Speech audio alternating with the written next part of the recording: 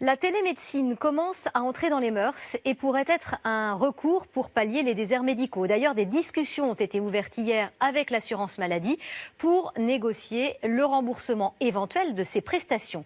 Et une start-up mise sur le développement de cette pratique et propose une cabine avec du matériel de consultation. Reportage Cyrielle Stadler, Cécile Chabanot et Hélène Camille.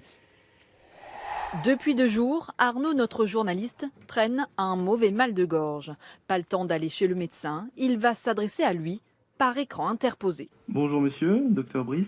À plusieurs centaines de kilomètres de là, le docteur Brice va l'examiner, mais c'est Arnaud qui va effectuer les gestes. Prise de tension, Vous avez une tension à 14,8.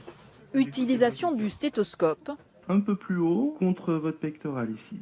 et jusqu'à l'auscultation de sa gorge avec une caméra. Dites A. Le médecin va le guider dans le moindre de ses gestes pour établir un diagnostic. Je vais vous prescrire des médicaments contre la douleur et un colutoire. L'ordonnance est délivrée en temps réel. Cette cabine médicalisée, c'est le docteur Franck Bodino qui l'a développée pour lutter contre les déserts médicaux. J'ai été personnellement confronté, mes patients, à cette problématique de la désertification médicale.